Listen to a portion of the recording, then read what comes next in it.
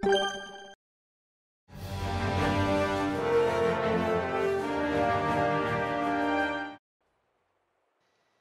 everyone and welcome back to my channel with a new video about World of Tanks, and today we have a commented replay with my WZ11114.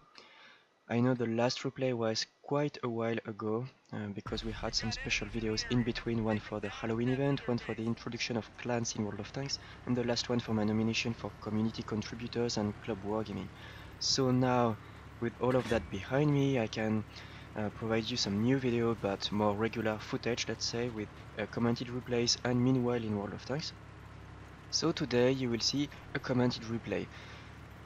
This is the first time this tank is featured on my channel, WZ111104, and the name is quite long and I wouldn't say painful, but you know, it's just letters and numbers, so I'm just going to call it the 1-4.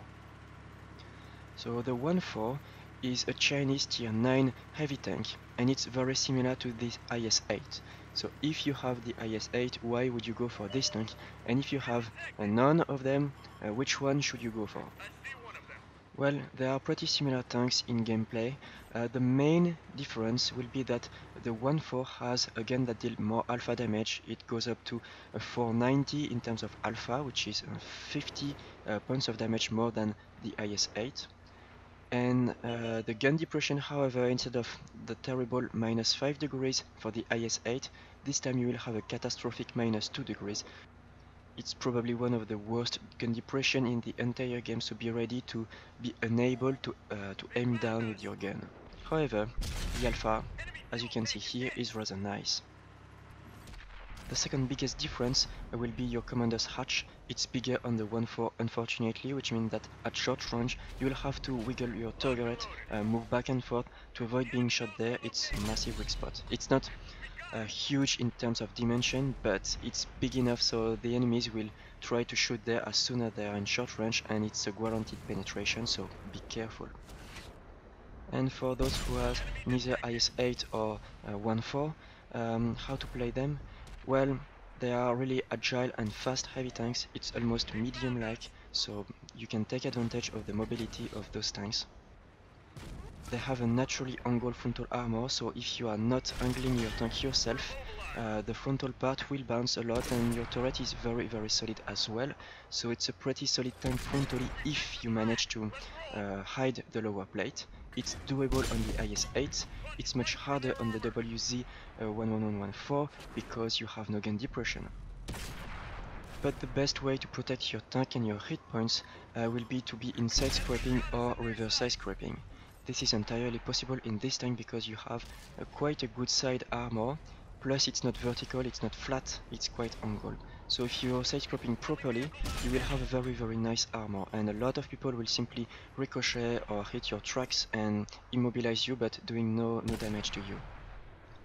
Here I was still doing some peekaboo because no one was shooting at me at the moment. They are completely focused on the tank behind me, and he's also doing some peekaboo, but he's staying immobile for too long and he's attracting too much attention.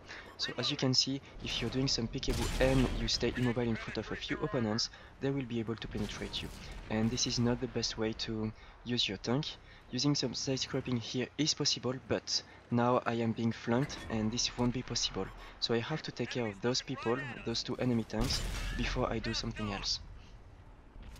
So now my priority is those tanks, and I am going to use some side scraping. I could use reverse side scraping, however they are very aggressive and they don't really leave me any opportunities for that. I don't have time to maneuver, and I mean if you are doing some reverse side scraping, it can be extremely useful unless someone is rushing you, because you would be exposing the rear part of your tank, and that's not good at all.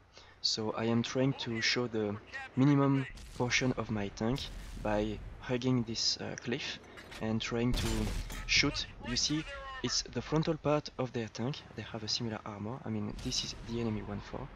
But since he was angled, the frontal part of his armor was flat for my gun.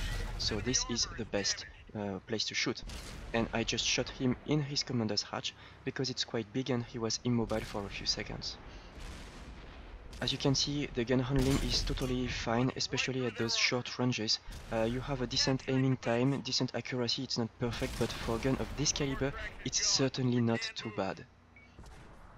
So I keep hugging the cliff to show the minimum portion of my frontal armor. I only want to show my angled side armor. So side scraping, or if you have the possibility, reversed side scraping, will be your best way to protect your tank.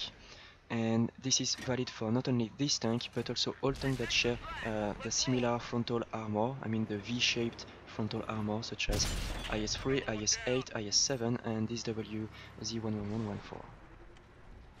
So if you can preserve your tank and therefore your gun in the battle, with the nice 500 alpha damage, plus a decent gun handling, you will rack up damage pretty fast in the game. Make sure that you are always in short to mid range, don't try to snipe with this tank, it's not a tank destroyer. But, I mean, properly used you can deal some massive damage. So if you have to choose between the IS-8 and this tank, if you have neither, choose the IS-8 if you're quite new to the game. You'll have a better gun depression and it's, let's say, a bit easier to use, but this tank can be just hilarious when you have a nice position for side scraping, because dealing 500 points of damage to nearly everyone in the game is just fantastic. So that's a solid alternative to the IS-8. I can't speak for the TA-10, but the TA-9 is just really fun to play. So that's it for today, thank you for watching and see you in the next video.